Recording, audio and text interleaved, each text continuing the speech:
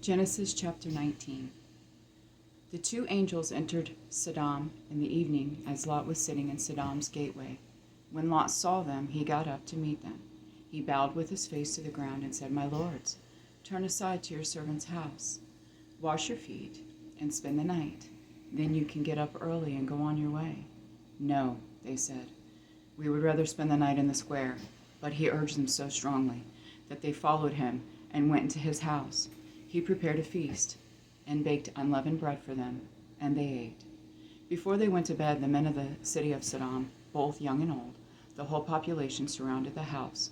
They called out to Lot and said, "Where are the men who came to you tonight? Send them out to us so we can have sex with them."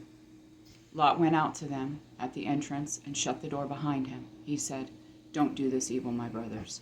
Look, I've got 2 daughters who haven't been intimate with a man. I'll bring them out to you, and you can do whatever you want to with them. However, don't do anything to these men, because they have come under the protection of my roof."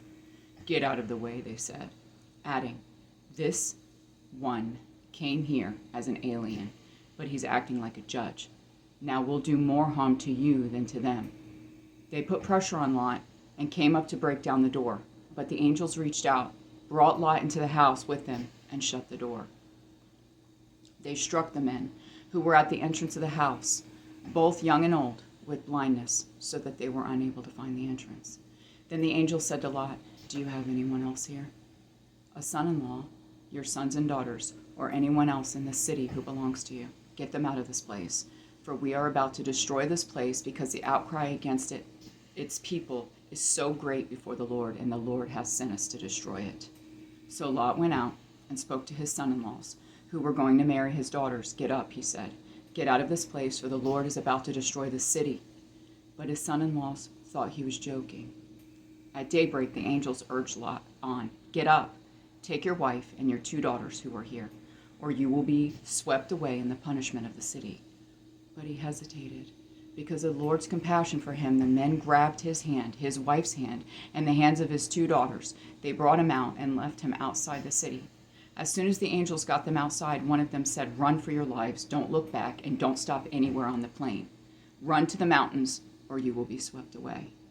But Lot said to them, "No, my lords, please, your servant has indeed found favor with you, and you have shown me great kindness by saving my life.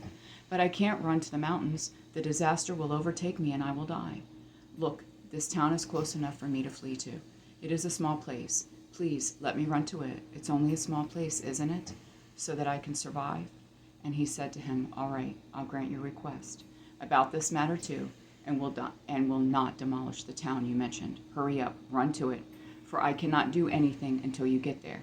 Therefore the name of the city is Zor. The sun had risen over the land when Lot reached Zor. Then out of the sky the Lord rained on Sodom and Gomorrah, burning sulfur from the Lord.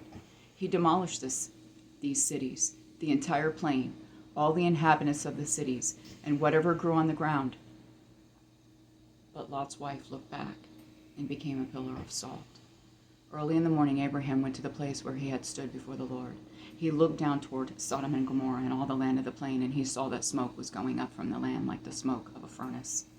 So it was, when God destroyed the cities of the plain, he remembered Abraham and brought Lot out of the middle of the upheaval when he demolished the cities where Lot had lived.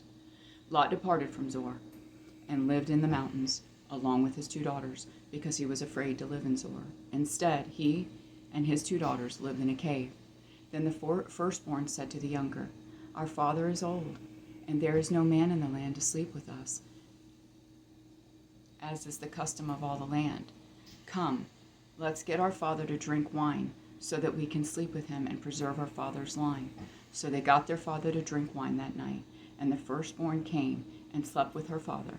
He did not know when she lay down or when she got up. The next day the firstborn said to the younger, "Look, I slept with my father last night. Let's get him to drink wine again tonight, so you can go sleep with him and we can preserve our father's line." That night they again got their father to drink wine, and the younger went and slept with him. He did not know when she lay down or when she got up. So both of Lot's daughters became pregnant by their father. The firstborn gave birth to a son and named him Moab. He is the father of the Moabites of today. The younger also gave birth to a son, and she named him Ben-Ami. He is the father of the Ammonites today. I love you, Jonathan and Jessie.